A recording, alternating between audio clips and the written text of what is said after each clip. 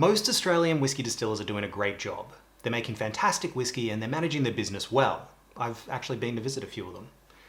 But one Aussie distillery really messed it up. This is the story of lies, fraud and corruption that's had a lasting impact on the Australian whisky industry for years.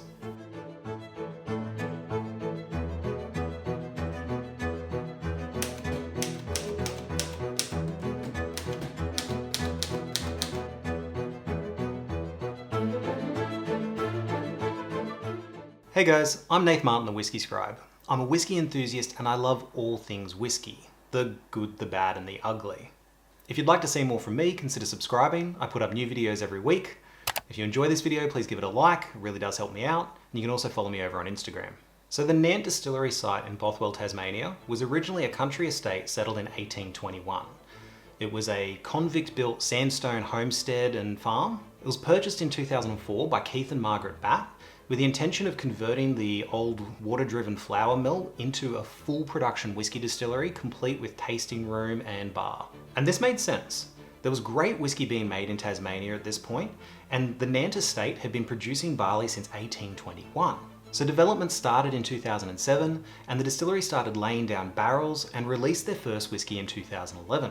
Nant received global attention when Jim Murray, prolific whisky commentator who just seems to get more and more eccentric every single year, scored their bourbon cask 95.5 out of 100. This is a really high score in his book. This saw their whisky rated amongst the 50 best in the world. And their other releases all started winning awards too. And I have to admit, this is a great whisky. I opened a bottle of the Pinot Wood for my 40th birthday and I was not disappointed in the whisky. What happened next for the distillery was truly disappointing. So in 2013, the Nant Distillery offered a barrel investment scheme to keep funds moving through as they lay down barrels. The concept was simple. You buy a barrel at $25,000 a piece, which would generate a guaranteed 9.55% rate of return per year for a 4-year term, at the end of which the distillery would buy the barrel back at $36,000. Term deposit accounts at the major banks at this time were only offering 3% on similar size investments, so this seemed like a really good deal. It was advertised with full-page ads in Australian newspapers, it was endorsed by a famous cricketer, Matthew Hayden, and it was promoted as the perfect investment for self-managed super funds. Now for Americans, a self-managed super fund is similar to your 401ks. I think it's important to state that whiskey barrel investments isn't an uncommon thing in the whiskey industry. It's a way a lot of new, growing distilleries are able to keep money coming in so they can keep laying down barrels in those first few years where they don't actually have whiskey in bottles to sell. There's a legal contract and it's usually seen through to completion without any issues whatsoever. So over the next 3 to 4 years, a lot of Australians invested in this. And we're talking about people that were close to retirement age that wanted to get a guaranteed boost to their superannuation, young people wanting to bolster what would be their first home deposit, and even other distillers who saw this as a great way to invest in an award-winning whisky that they could later release as an independent bottling. But in late 2015, rumours started surfacing from former employees that the distillery was selling the same barrel more than once. Now, like any rumour, this spread and got attention. So ASIC, the Australian Securities and Investment Commission, an independent government body in Australia responsible for regulating financial services, they were notified of these concerns, but their initial response was they weren't even sure if they had any jurisdiction over whisky barrels, and that it would be difficult for them to act on confidential information anyway. Now around this time, Keith Batt transferred all his interests in the Nant company to his wife, then declared bankruptcy in December of 2015.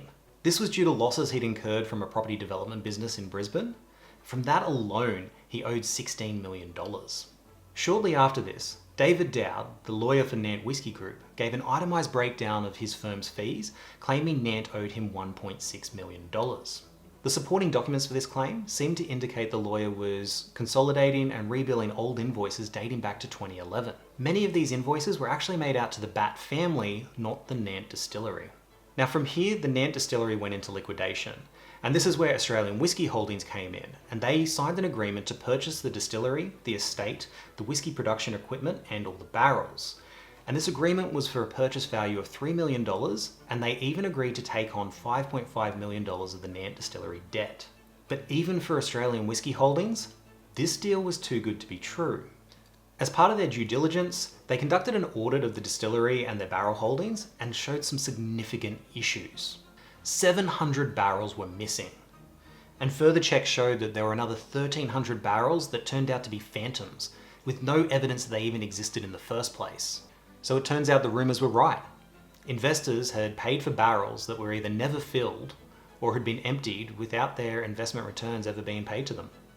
So from here, Australian Whisky Holdings sent a letter out to all of the Nant investors, informing them there are a large quantity of barrels which have been decanted, bottled, and the proceeds sold. However, the barrel investors have not been informed or paid. They went on to state that investor names had even been sanded off a number of barrels for an unknown reason, and that other serious anomalies had been found during further investigation. And from here, the whole thing got really messy. The panic resulted in some investors turning up at the distillery, wanting to take their barrels away to other licensed premises, only to be turned away and told that their barrels are perfectly safe, but that they hadn't met the requirements to take the barrels, or that they didn't have the means to transport the liquor safely. In fact, Nant even owned hospitality venues in Sydney and Brisbane, and the staff hadn't been paid in weeks. Well, the Brisbane staff did actually manage to get paid. They concocted a scheme where they turned up to work, they told all the patrons that the FPOS terminals were down, so they could only take cash payments, and then at the end of the night, they took the money that was owed to them and left their payslips in the till as a receipt. Way to go, team. But with everything that went wrong, Keith Batt pointed the finger at Australian Whisky Holdings for ruining the distillery's reputation, claiming that they were trying to bring the value of the distillery down so they could get a better price for their purchase. He claims Nant was actually on track to fill the investors' barrels, and that Australian Whisky Holdings had no right to contact the investors, especially since by that point they pulled out of the distillery deal anyway. Speaking of the distillery's value, prior to the collapse, a group of supposedly independent, impartial accountants had each done a valuation of the distillery, claiming it was worth $14 million. But two of these supposedly impartial accountants had merged their firms just weeks after the assessment, and some of them have since been accused of corrupt and dishonest conduct, such as tax dodging, fabricating audits and business valuations, and conspiring to avoid paying out a business partner. What's even stranger is the lawyer's connection to everything. Now remember, David Dowd was the Nant Distillery Group's lawyer, but he was also Keith Batt's personal lawyer. He was also one of Nant's biggest creditors, and he was the lawyer for one of the accountants that did the valuation of the distillery.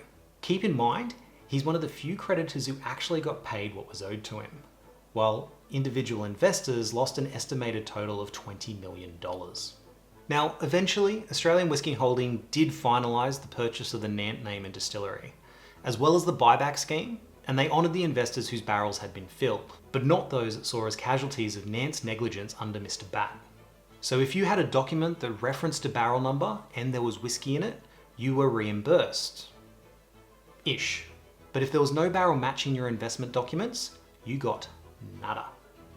What is really annoying to these investors who lost thousands, even hundreds of thousands of dollars, is that Australian Whisky Holdings continued to release whiskey under the Nant name from whiskey they had acquired from the purchase. And they've even continued to make and sell whiskey from the distillery. Talk about salt in the wound. But as I said earlier, barrel investing is not unusual in the whiskey world. It is a legitimate form of financial investment with contractually agreed financial returns. But all this controversy has significantly damaged the perception of barrel investments here in Australia, in a time when small, up-and-coming distilleries with bright futures are looking to grow. So if I seem annoyed at all this, I am. Nant was a distillery in a great location, had fantastic barley growing on site, and they were making award-winning whiskey. They had everything they needed to become a fantastic Australian distillery that should have lasted for generations.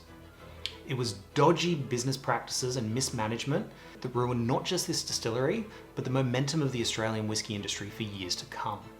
And the industry and several investors are still recovering from the fallout. That's the story as best as I've been able to dig up so far. If you were actually caught up in all this and I've missed something, or if you just want to rage a little bit, feel free to vent in the comments below. It seems like every time I dig into this, something new has been unearthed, so do share. But if you enjoyed, well, if you found this video informative, please give it a like. It really does help me out and it doesn't cost you a Ponzi investment. If you want to see more, hit subscribe. But enjoy what's in your glass, no matter how controversial and slange.